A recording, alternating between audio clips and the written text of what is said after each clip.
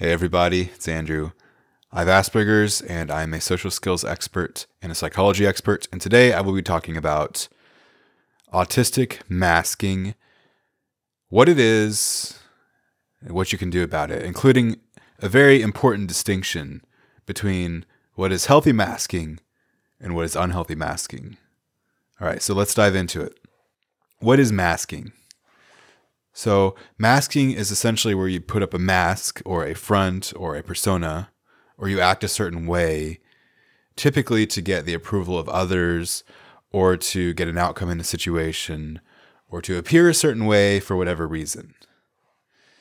So the distinction here is that everyone uses a mask, okay? So I want to get it clear right away that this is normal, that people put on masks for various reasons.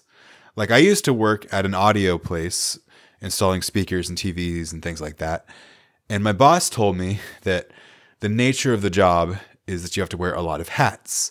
Hats being another word for mask or a persona or a subpersonality. So we have lots of different parts of our personalities, okay? You know, you have a very angry part, and then you have a very happy part and a very joyful part, which we all have these. You have a childlike part that's very playful and fun, and then you have a very managerial part, and then, of course, you can develop new parts as you get older. And so you can develop a mask that is very effective, that can help you to achieve things in your life and help you to get things done. And the distinction is, and this is a really important distinction, is, and here's what I want you to think about, okay? Is the mask that you're putting on up because you feel like you have to do it or else you'll get fired from your job, or people won't like you, or you won't adapt well in social situations, or that you won't get love, you know, that you'll get abandoned? Is it out of fear? Is it out of the feeling that you're not enough naturally, and so you have to put on this front in order to be seen a certain way? If so, that's unhealthy masking. And this is in contrast to you are perhaps acting a certain way so that you can be more effective in giving your speech so that people can understand your speech better. It has nothing to do with your value of yourself as a person.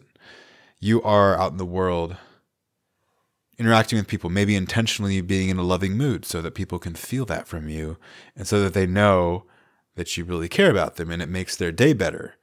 And it's not because you feel like you have to, it's because you want to. You know, that's the distinction is it because you have to or do you want to? And it's a really a very deep topic. It goes much deeper than just this idea of like, I'm putting on a mask. I can't feel like I can be myself. There's a whole field of psychology devoted to this. There are many styles of psychotherapy devoted to this.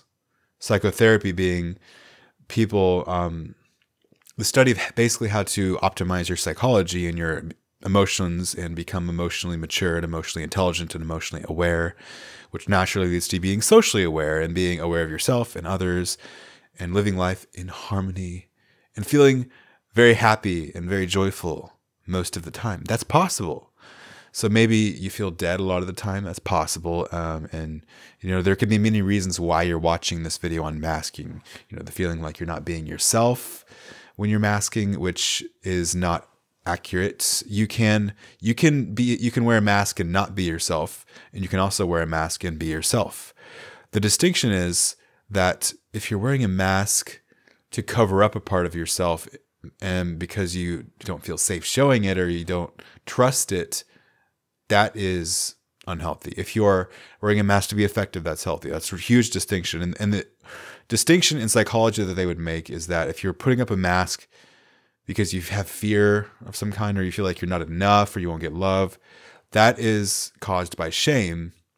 And there's actually a whole thing about childhood, you know, how you were, like, especially if you're autistic or, you know, or you're on the spectrum, you probably had a lot of social experiences that weren't the best as a kid. And you didn't know as a kid that that was just because, you know, if you act this way, then people will judge you this way. Which of course is also their own issue for judging you that way. So it's don't take blame for things like that. I mean, it's okay that you did or that you have, but I want you to understand that it's okay to be your own self. And this, again, this is a very deep issue because masking is a very superficial subject in contrast to the entire depth of psychology and who we are as humans, who we are as humans. Yeah, I feel like I've covered that enough. My brain is starting to blink out now. So, interestingly, due to shame, which is another topic, but that's me. I'm actually starting to put on a mask myself because I'm running out of things to say and ideas, and so I'm like, oh no, I need to keep talking, and that's me putting on an unhealthy mask. Yeah. Okay, so that's kind of the gist of that. And so the question then is, how do you get to using masks in a healthy way so that you can be happy and fulfilled? Because I want to be happy, I want to feel love, and I want you to be happy, and I want you to feel love, and I want you to feel however you want to feel. It's your decision how to feel. How do you do that? Well, in my observations of people with autism so far, I do think that there is a shame issue, as in feelings of not being enough. And so I can't be myself, or people will see that I'm not enough, or people will see that I'm not good at things, or whatever it may be. There are many ways to approach this, but what I recommend is a discipline in psychology called IFS therapy. There's this thing called the internal family system. Basically, our personalities are made up of many parts, or masks, or personas, as you might call them, that perform different tasks. And all of these parts are controlled by a higher self, or our true self. And when people talk about being yourself, there's this, in IFS, there's like a clinical definition of that, which is the true self.